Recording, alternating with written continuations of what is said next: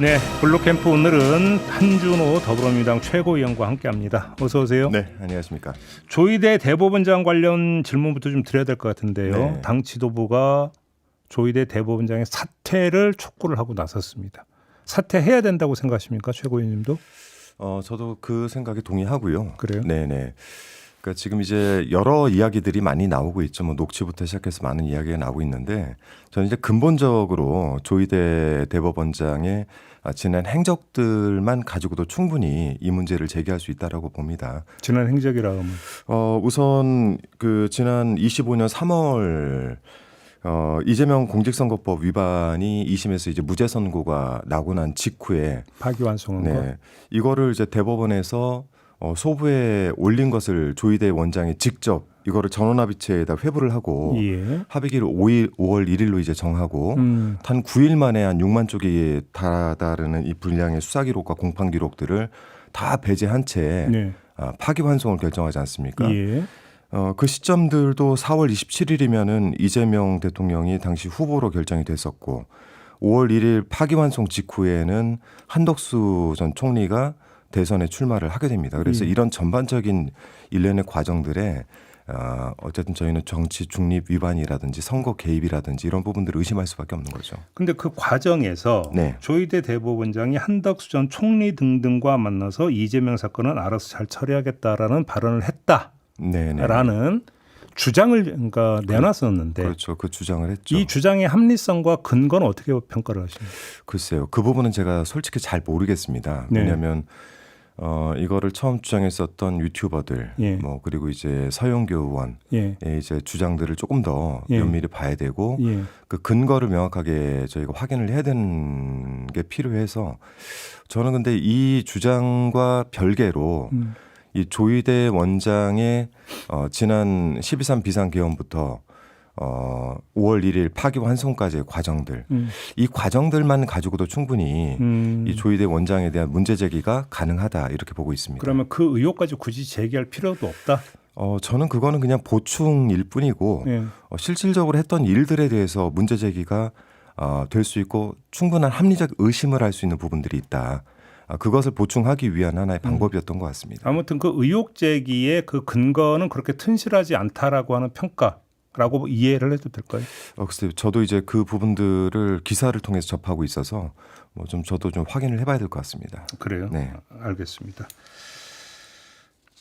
그 3대 특검 대응특위가 네. 국정농단 전담재판부 설치 법안을 어제 제출을 했습니다. 네네. 일단 이게 최고위 차원에서도 혹시 논의가 됐던 법안입니까? 아니요. 당 지도부 차원에서는 논의는 하진 않았고요. 그럼 특위 차원으로 특위 차원에서 한 것 같습니다. 혹시 이게 당론으로 채택될 가능성은 있을까요?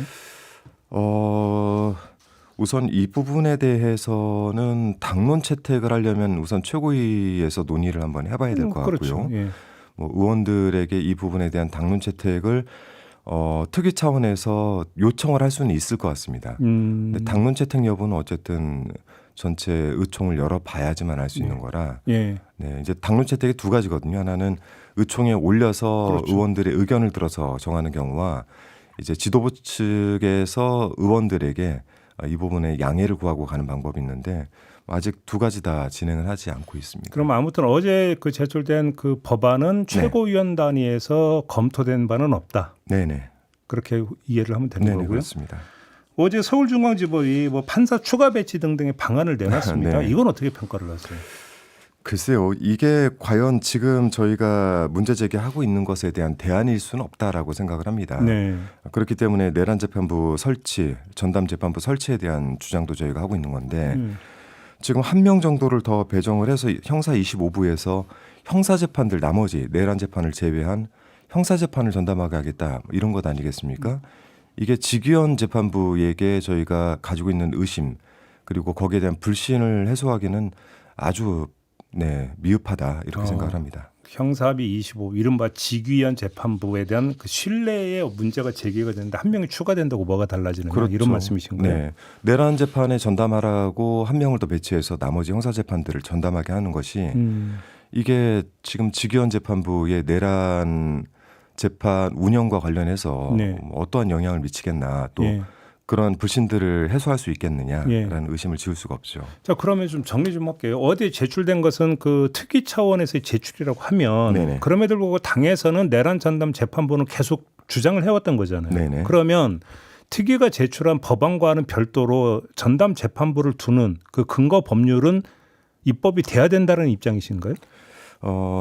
저희 이제 지도부 입장은 아니고 많은 의원들 네. 그리고 저희 지도부에서도 일부 이렇게 주장을 계속하고 있는 것은 내란과 관련돼 있는 그 신속한 재판 그리고 정확한 재판 이런 것들을 원하고 있는데 현재 직위원 재판부가 전담을 하면서 지금 전반적으로 그 내란 재판이 원활하게 이루어지고 있지 않다라고 판단을 하는 거라 이 주장을 하는 것이고요. 이 주장 자체에 대해서는 저는 제 개인적으로도 내란 전담 재판부는 필요하다 이런 입장을 가지고 있거든요. 네, 그렇기 때문에 지금 어쨌든 사법부 측에서 이 직위원 판사에 대한 문제를 해결하지 않고는 이러한 주장을 막기는 어려울 것이다라는 생각입니다. 결국은 그러면 그 중요한 어떤 해법보색의 결정적 계기는 직위원 부장판사의 거취. 저는 그렇게 생각하고 있습니다. 이게 핵심 문제다. 네네. 그럼 예를 들어서 만약에 직위원 부장판사가 빠진다라고 한다면 기존 어떤 그 재판부에서 네. 그러면 그 재판을 진행해도 된다 혹시 이런 입장이신가요? 그러니까 직위원 재판 그러니까 부장판사를 제외하고 예.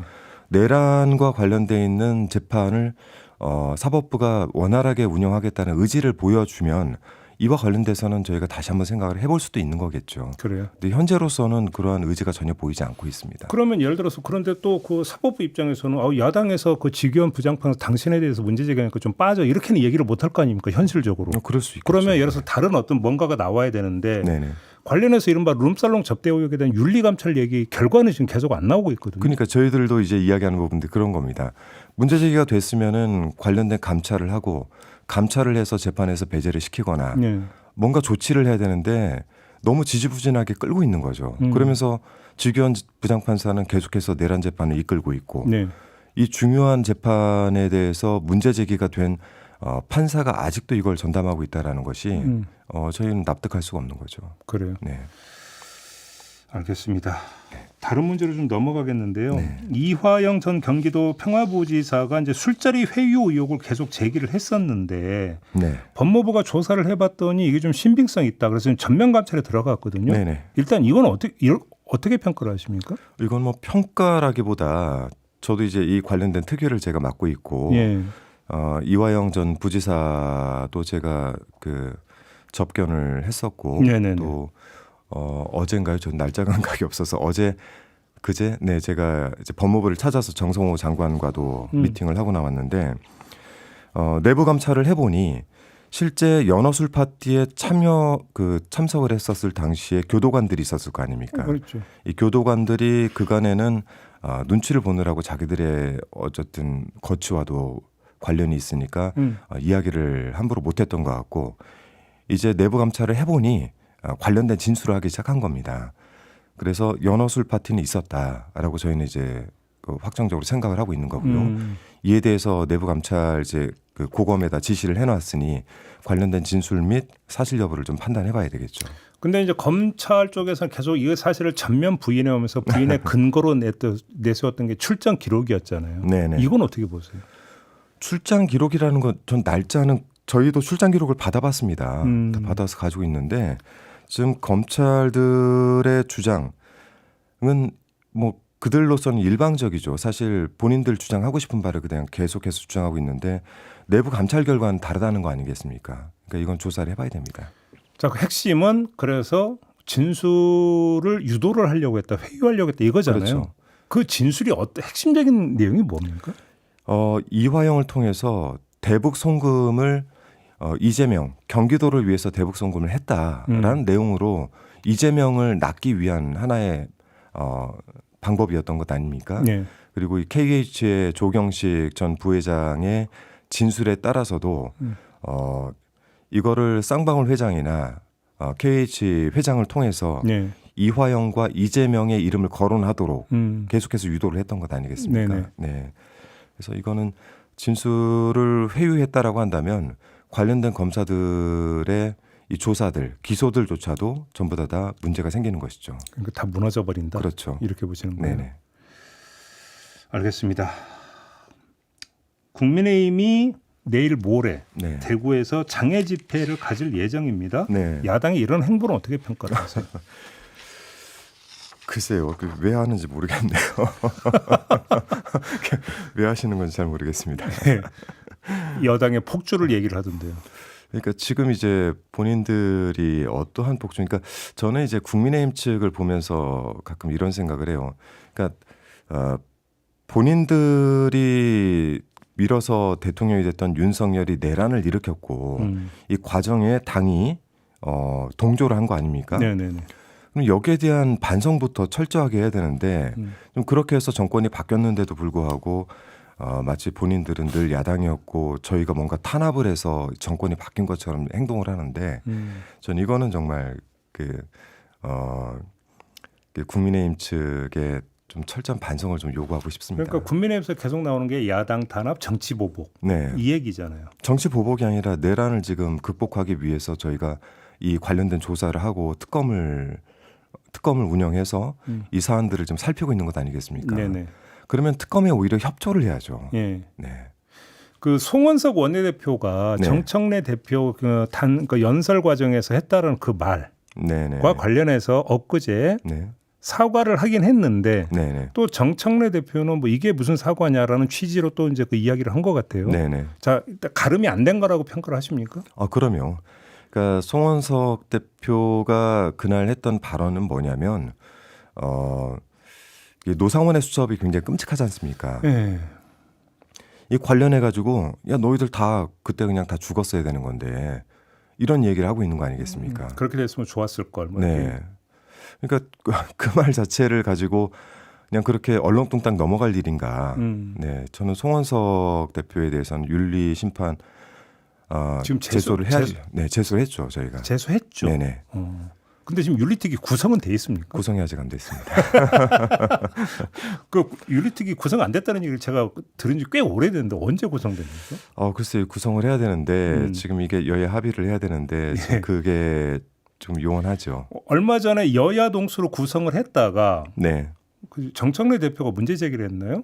아마 그렇게 됐던 거 아닌가요? 네, 그랬던 걸로 기억을 합니다. 네. 그래요? 그럼 그 여야 동수로 구성한다는 안은 폐기가 되나 안 이렇게 이해를 해야 되는 겁니까? 지금 이제 합의가 불발된 거죠. 그렇게 된 네, 거죠. 다시 논의를 해야 됩니다. 그러니까 윤리 제소에도 심사할 윤리특위가 지금 구성이 안 돼 있습니다. 그러니까요. 너무 오랜 기간 동안 윤리특위가 지금 없는 상태입니다. 그렇게 유야무야 흘려가는 거 아닙니까?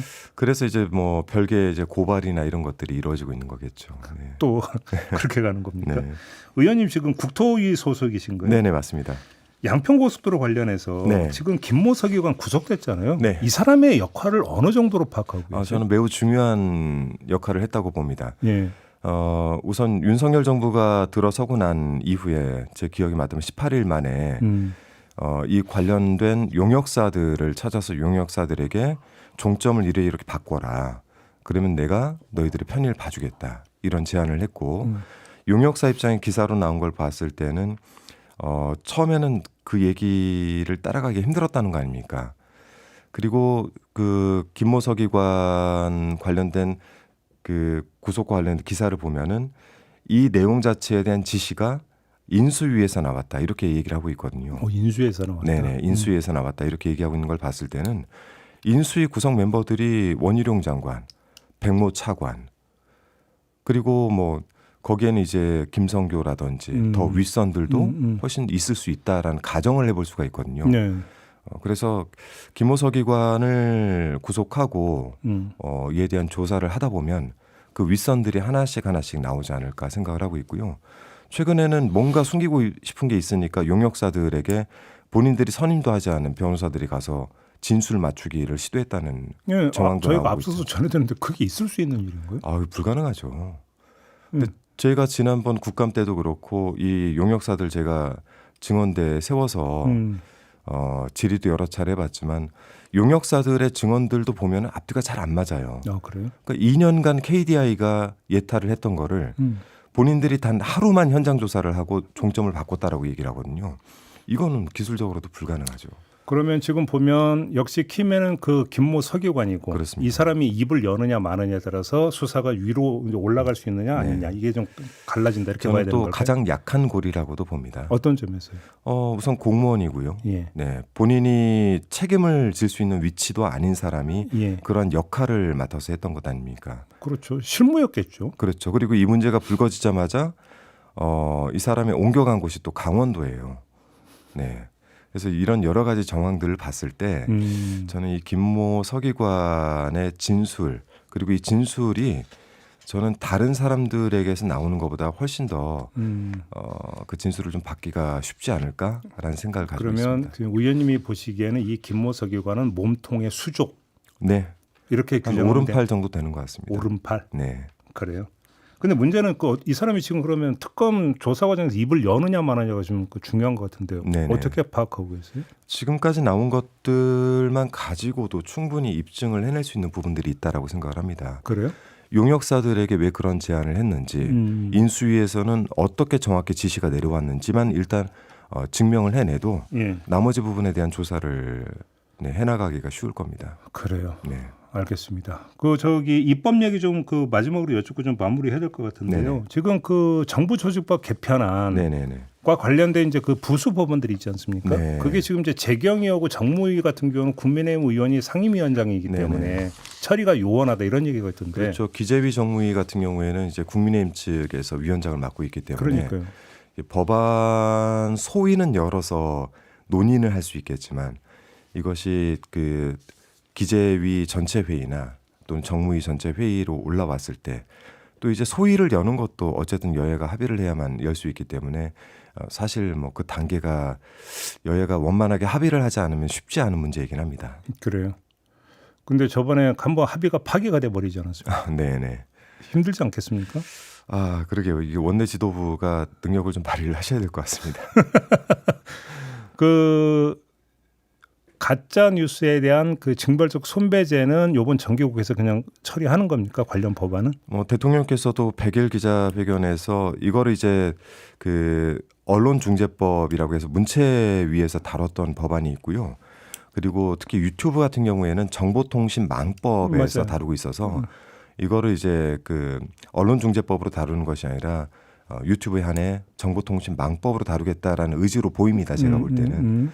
그렇기 때문에 이거는 과방위에서 조속히 논의를 해서 진행하면은 저는 정기국회 내 가능도 할 것 같습니다. 그렇게 보시는 네네. 거고요. 알겠습니다. 오늘 말씀 여기까지 듣겠습니다. 네, 고맙습니다, 고맙습니다. 의원님. 네. 한준호 더불어민주당 최고위원과 함께했습니다.